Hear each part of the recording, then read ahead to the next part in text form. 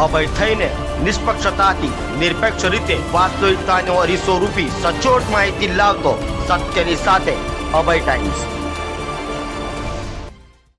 ABVP દ્વારા university ખાતે GCAS portal પર આવતા વિવિધ પ્રશ્નો અને વિદ્યાર્થીઓને પડતી તકલીફને લઈ યુનિવર્સિટીમાં તાળાબંધી કરી વિરોધ પ્રદર્શન કર્યો હતો।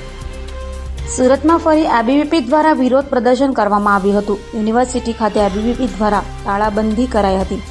GCAS પોર્ટલ પર આવતા વિવિધ પ્રશ્નો અને વિદ્યાર્થીઓને પડતી તકલીફોને લઈ એબીવીપી દ્વારા રાજ્યવ્યાપી વિરોધ પ્રદર્શન કરાયું હતું અને યુનિવર્સિટીમાં 1 કલાક માટે તાળાબંધી કરાઈ હતી।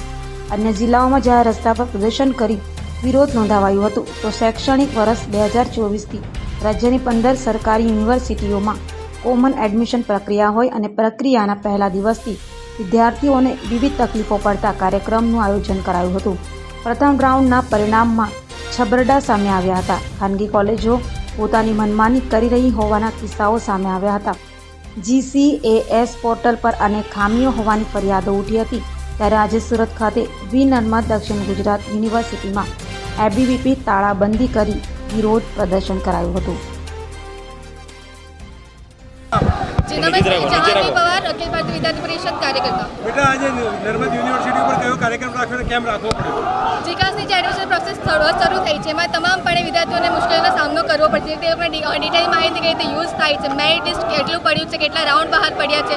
ઘણી જગ્યાએ એવું થાય છે કે ભાઈ સીટો જેટલી અવેલેબલ છે તેને કરતાં બમણા પ્રમાણમાં સ્ટુડન્ટ એક સાથે બોલાવી લેવામાં આવે છે અને એક વાર જો વિદ્યાર્થી ફોર્મ ફિલઅપ કરે છે પછી જેને કોઈ જરૂરી સુધારા વધારા કરવા હોય છે તે કરી શકતો નથી અને બીજી કોઈ કોલેજમાં સિલેક્શન કરવું હોય તે કરવું પોસિબલ થતું નથી।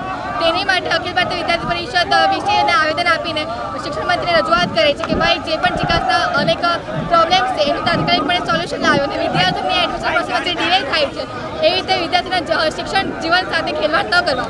બેટા આ શહેરના વિદ્યાર્થીની વાત કરી, ગામડામાં કેવી પરિસ્થિતિ છે વિદ્યાર્થી? ગામડાઓમાં ઘણીવાર એવું થાય છે કે ત્યાં ટેકનોલોજીનો ઘણો અભાવ હોય છે અને લોકો આ પરિસ્થિતિથી વંચિત છે કે ભાઈ જીકાસની પ્રોસેસ કઈ રીતે કરવાની છે, કેટલા રાઉન્ડ બહાર પડે છે, મેરિટ કયું છે, ક્યારે ઓફર લેટર કોલેજમાંથી આવે છે, કયા સમયે હાજર થવું જોઈએ।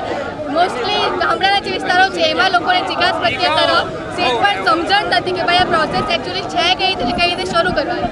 તેમાં વિદ્યાર્થી જીવન જોડે ઘણી રમતો રમાય। આજે કયા પ્રકારનો વિરોધ અખિલ ભારતીય વિદ્યાર્થી પરિષદ? આજે અખિલ ભારતીય વિદ્યાર્થી પરિષદે હવન દ્વારા અને પુત્ર દહન દ્વારા વિરોધ કર્યો છે, આંદોલનો કર્યા છે, નારાબાજી કરી છે કે ભાઈ વિદ્યાર્થીઓને જીવન જોડે જે ખેલવાડ થાય છે તે ભગવાન એમને સદબુદ્ધિ આપે, ખેલવાડ કરવાવાળાઓને એમના જીવન જોડે થતી રમતો અટકાવે।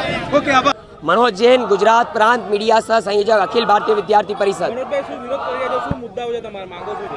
आज आखा गुजरातभर में राज्यव्यापी आंदोलन जे जिकास पोर्टल है, जे एज्युकेशन मिनिस्ट्री अंतर्गत जे जिकास पोर्टल आवे छे, जे कॉलेजोना एडमिशन एना उपर आंदोलन चाली रह्यु छे अने अमारी एक ज डिमांड छे जे जिकास पोर्टलनी अंदर संडोवेला जे लोको छे, जे लोकोना लीधे आज आटला बधा जे विद्यार्थीओ परेशान छे। 2 लाख लोकोने जो ऑफर लेटर आता हो 28,000 जे एडमिशन थता हो तो आ बहुत चिंताजनक बाबत है अने जे विद्यार्थीओ छे ए लोकोने ज्यार सुधी न्याय नहीं मळे त्यार सुधी अखिल भारतीय विद्यार्थी परिषद एम ज आंदोलन करतुं रहेशे अने 48 कलाकनो अल्टिमेटम अमे आप्युं छे अने आवेदनपत्र वीसी सरने पाठव्युं छे अने एमना थकी गुजरात सरकारने पाठव्युं छे कि 48 कलाकनी अंदर जो निवारण नहीं आवे, कार्यवाही नहीं थाय तो हजू उग्रमा उग्र आंदोलन थशे अने एनी संपूर्ण जवाबदारी गुजरात सरकारनी रहेशे, प्रशासननी रहेशे।